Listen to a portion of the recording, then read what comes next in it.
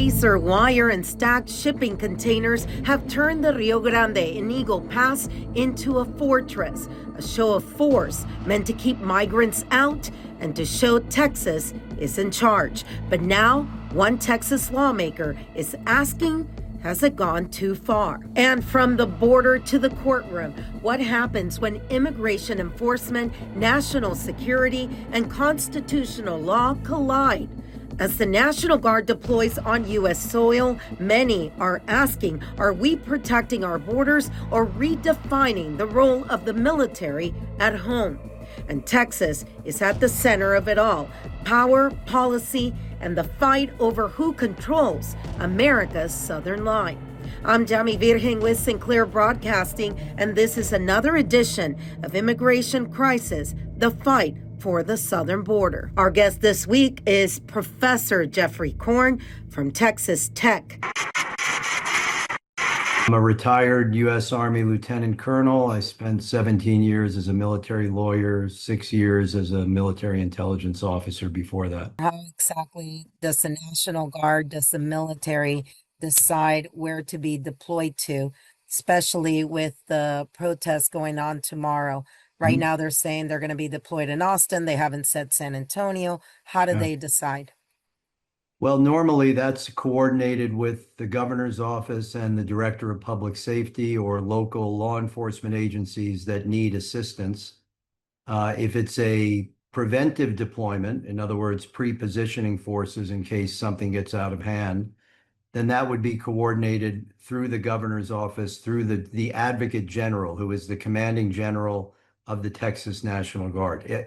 One thing's for sure, it's not a military officer doing this on their own. This is all going to be coordinated as part of a joint law enforcement, crowd control, or public safety plan that would be prepared ahead of time. And then what would happen is the advocate general, who's the commander of the Texas Guard, would go to his operational officers and logistics officers, and they would then come up with what military people call the scheme of maneuver to implement the course of action to make sure that you had the right forces at the right place at the right time. So, talking about the right places, iconic places in Austin, in San Antonio, last time they were at the Alamo. Why are those picked? I know why, but if you could expand on it. Well, that's an intelligence function. That's trying to predict where flashpoints will most likely, where there's a highest risk of a flashpoint. I mean, ideally, if you're going to deploy National Guard forces, they're going to be bored because you're going to have peaceful protest or demonstrations, which is a right protected under the First Amendment, the freedom of assembly, the freedom to petition government with your grievances. There's no right to engage in criminal activity. There's no right to attack government agents. There's no right to vandalize or deface public or private property. So hopefully these are just preventive measures to be at the right place at the right time in the event there's a problem. And there has to be some prediction going on of where that's most likely to occur. And that's probably where you would pre-position forces and also have a capability to move them rapidly to other areas if need be. How is this any different than what they normally do? Because we're talking about staging in country, not in a war zone. Well, this is a key mission of the National Guard. The National Guard is different than those soldiers at Fort Hood or out in El Paso at Fort Bliss or in Joint Base San Antonio, the active duty forces. Those forces don't have a significant public safety mission domestically. They can be called upon in an emergency by the president invoking certain statutory authorities. But the norm is that if there is a need to supplement civilian law enforcement capability for some type of domestic disturbance or domestic disaster, then the first choice is to call on the National Guard. That's part of their mission. So you say, well, it's not like they're deploying to another country. they also have that mission. They're different than active duty forces. They train for a domestic mission, and many of them enlist in the National Guard because they feel a pride in being able to support the governor and the state to protect the health, safety, and welfare of the citizens of the state of Texas, or when called upon to help other governors of other states to do that. So there's nothing really unusual about preparing for potential civil disturbance with the National Guard. And I know that's controversial. But you you'd rather be prepared and not need to use the capability than unprepared and need to use it. Think of January 6th, right? We would have been much better off if the Guard had been pre-positioned and prepared to respond to that than having to respond after the fact. So I think citizens who are involved in lawful, peaceful demonstrations ought to acknowledge that there is a logical reason why you might see some forces in a staging area, and don't assume that it's calculated to be provocative. Let me ask you, and now I'm going to continue with the stuff from my podcast. So, Cliff, you're done. Let me ask you what we're seeing right now happening with the National Guard going to Chicago, going to Oregon, to Portland to support the mission of the Department of Homeland Security. Yeah. Talk to me about that, because I mean, Yeah. we've seen the reaction people are having to this. Yeah. So this is this is unprecedented. It's not unprecedented that National Guard units from one state will go to another state to help out, right? But that historically has been at the request of the other state. So, for example, if there's a tornado that rips through Oklahoma and you need National Guard forces to support a curfew, the governor of Oklahoma might go to the governor of Texas and say, we could really use help. And there are all sorts of pre-existing agreements for mutual support. What's unprecedented is that the president has taken control of the National Guard under a statute that allows the president to call the Guard into federal service when there's a rebellion against the United States, or there is a threat to the ability of the United States to execute the law. So the president has said that he thinks we're at that point. So he calls the National Guard into service. And instead of getting into a dispute with the governor of Illinois, who will say, I don't want you to take my National Guard, and face that legal challenge, he goes to a willing governor who says, I'm willing to let you use our National Guard for this mission. And so they're being deployed into another state under federal authority. It's not like Governor Abbott is directing the deployment. He's essentially giving the National Guard up to the president so the president can order their deployment to support the Department of Homeland Security. And because it's unprecedented, it's presenting real challenges for the courts that are responding to the governors of the unwilling states challenging the invocation. And what they're really challenging is the credibility of the president's assertion that the situation in those cities is of such dire levels that it's overwhelmed law enforcement capability and necessitates use of military capability. It's a very complicated issue, but it's something we've never seen before. And, you know, I'll give the administration credit. They're definitely creative in figuring out ways how to get a legal theory to get these forces from another state into Illinois, into Oregon. But there is, you know, I think if what's good for the goose has to be good for the gander. So I think people in Texas ought to imagine 5 years from now, when maybe there's a different president in the White House who wants to do something in Texas with the National Guard that the governor doesn't want to do. And so he goes to the state of New York or the state of California, and they say, you can send our National Guard to Texas. And suddenly we have, against the will of the governor and the legislature, National Guard forces being deployed. I think there would be outrage in Austin over this, and I think it would be perceived as a breach of Texas sovereignty. And that's what these governors in these other states are essentially arguing. It's very complicated. But I do want to emphasize one point. Directing your anger or your discontent with this at the members of the National Guard who are doing their duty and obeying their orders, they don't pick their missions, to me is really scurrilous. direct your opposition to the government authorities that are making these decisions, but don't make them the target of your anger because they're not the ones who are choosing to deploy on these missions. How difficult is it right now, do you think, for some, especially when you're moving the National Guard? And now we're hearing that they're moving Portland or Oregon National Guard down here to help with the border, and we're sending people up there to help with crime. I mean, it just doesn't make any sense.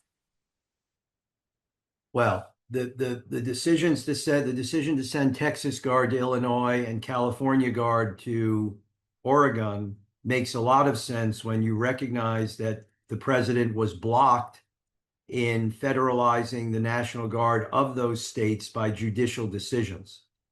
So you have a court order that says we're not going to let you call the Illinois National Guard or the Oregon National Guard into service. And the judge who issues that order, I think, never contemplated that the president might say, fine, I'll go to another state and get their National Guard, which now becomes another issue they have to deal with. Logistically, hey, you know what? In some ways, there's some value to it because the process of mustering and deploying is a training opportunity. So, I mean, you can look at this in a number of different ways. The military and the National Guard can do the missions they're given. They'll be able to do it. They'll figure it out. They'll get to where they need to be when they need to be there. Having said that, I think that there are probably members of the Guard, and I haven't spoken with any, but I'm guessing there are members of the Guard who said, I signed up to serve in Texas for a domestic problem, not in Illinois. So, we have to think of other consequences. Recruiting. Are people going to be less likely to sign up for the Guard because they're worried they're going to be sent all over the country whenever there's a dispute between the president and another governor? Maybe some people like that. Maybe some people don't like it. I don't know. I don't think getting them there and getting them back is really the issue. I think the issue is the legal question of whether this is a legitimate and lawful invocation of the authorities Congress has vested in the president to use the National Guard in response to a genuine domestic emergency. My last question to you would be, I mean, we have politics, we have sentiments, we all have our own feelings. We're the media. We're not supposed to have any feelings unless you're a commentator that makes $1 million a year. What's the job of the law? Lady, the justice always has that blindfold on her. Well, how's that going to work out? In this context, it's very clear. The Constitution vested Congress in Article 1, Section 8 with the authority to provide for calling forth the militia to repel invasion and suppress insurrection. That was given to Congress.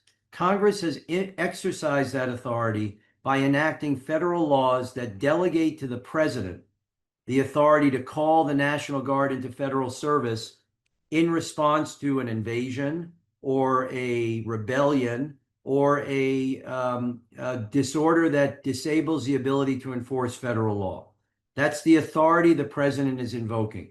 The job of the courts is to look at the invocation, look at the objective facts, and make an assessment of whether the president is acting consistent with the statutory authority or whether he's abusing the statutory authority by creating a pretext that doesn't exist. And the cases that he's lost so far have been based on judges saying, you have not persuaded me that the factual situation on the ground satisfies the emergency requirements that Congress contemplated when it gave you this authority.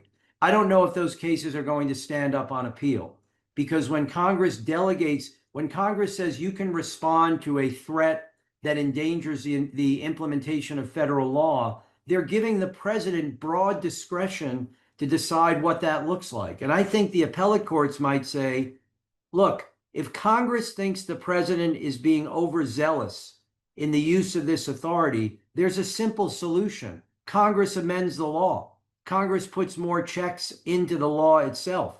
So this is really, all of the media has been focused on what the president is doing and what governors are doing, and we're all ignoring the real core issue here. are we really comfortable with the extent of the authority Congress has delegated to the president in this area? Or should Congress be more involved in deciding if, where, and when National Guard forces should be put in federal service to police the streets of the United States? What's keeping you up? Oh, what's keeping me up? I mean, there's a lot going on in Texas. If you're in a public university in Texas, there are issues now on, the legislature's laws and the governor's orders related to things you're supposed to not say, and people are worried about academic freedom. And I've been a very vocal critic of the president's theories of legality for attacking these boats in the Caribbean, and have received a good bit of hate email from people who don't like the fact that I'm contradicting the position of the administration. I mean, it was Mark Twain's famous quote that was, patriotism is loving your country always and your government when it deserves it. And nobody can question my patriotism, my love of this country, what I devoted to this country. But I think that requires you to make reasoned, rational critiques of government policy. The use of the military domestically, what keeps me up? One of the things that keeps me up is the chicken and egg problem. This is why I made the point that if you're at a protest in San Antonio and you see Guard members pre-positioned, don't automatically assume that's deliberate provocation. What concerns me is it becomes a cycle. The more you put out on the street, the more anger there will be over it, the more confrontations will occur, which will provide more justification for it. And what historically has been a narrowly invoked exception, deploying military personnel to the streets of the United States as law enforcement agents, will slowly start to become more of an accepted norm. And that, to me, I think is very troubling. That's not the tradition of this country. I mean, part of the reason that the men who wrote the Declaration of Independence, people forget that was a grievance letter, right? The Declaration of Independence was a grievance letter to the king saying, here are the things we're complaining about. We need you to fix, or else we're going to have to declare our independence. And a major part of that was an overzealous use of the British military in domestic affairs. So it's inconsistent with our national tradition to make use of the military domestically the norm. We should see it as an exception. If that means you have to give civilian law enforcement more capability, more resources, fine. That's a legitimate debate to engage in. And that worries me a little bit, that as I've said a couple of times, you start to get the sense that the military has become one of the administration's favorite tools in the toolbox. And when your favorite tool is a hammer, guess what? Every problem starts looking like a nail. Well, I want to thank you. Thank you so much for doing this. And I know you talked real quick about the operations that they're doing right now in the Caribbean. Can I ask you before we end the conversation, the intelligence that's needed to determine that a boat that's out in the Caribbean, it's not fishermen, it's No, not it's beyond migrants. it's beyond that. It's the predicate issue, the initial question is it legitimate for the United States to say that the activities of a drug syndicate are an armed attack on the nation? And the government's theory, the administration's theory, has been to analogize Tren de Aragua as to Al Qaeda because of the harm caused by drugs being smuggled into the United States. Now, I am not in any way underestimating that harm. I think they're a terrible group. I'm glad they've been designated a foreign terrorist organization. But to equate the harmful effects of narcotics being brought into the country by a group that's not trying to kill Americans, that'd be stupid. You want them to buy your product, right? To Al Qaeda, that had the intent of killing and destroying Americans, to me is an invalid analogy. I don't think we're in common sense terms, I don't think it's legitimate to say we're at war with a drug cartel. We should be using law enforcement capabilities. We should never be even asking, are the members of that boat enemy belligerents or fishermen? We should be saying they're drug couriers. Let's interdict the boat, seize the narcotics, arrest the occupants, and bring them to justice. What we've been doing in the Caribbean for 30 years. If you want to read my thoughts on this, you can Google today. I have a post on, it's on a website called War on the Rocks. So just War on the Rocks in my name, and you'll get my analysis of this. Thanks again to Professor Korn. Now an update on Shelby Park in Eagle Pass, once the epicenter of the immigration crisis during the Biden administration. For years, miles of razor wire and shipping containers have lined the Rio Grande in Eagle Pass, part of Texas' hard push to secure the border. Now, a South Texas lawmaker says it's time to start taking some of it down. State Representative Eddie Morales Jr. sent a letter to Governor Greg Abbott asking the state to remove what he calls remnants of Operation Lone Star. In that letter, Morales says that while those barriers may have once been necessary, they've now become, quote, outdated and unnecessary. It all started when the city of Eagle Pass and Texas Department of Transportation engineers tried to inspect the international bridges in that city, but couldn't get to the pillars because of the razor wire and thick brush. The Eagle Pass Fire Department had to take them all by boat just to get the job done. That moment, Morales said, highlighted a bigger issue that it's time to restore a sense of normalcy for the people who live along the border. He's also calling on the governor to reopen the river access points and bring Eagle Pass and Shelby Park back to their community. Morales reminds the governor he actually supported Operation Lone Star when it began, when migrant crossings were surging, but says things are different now.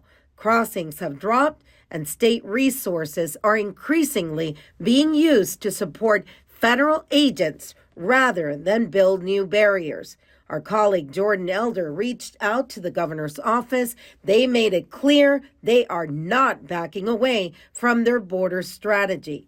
Their statement reads, quote, Texas deployed every tool and strategy available to stop illegal immigration under former President Biden.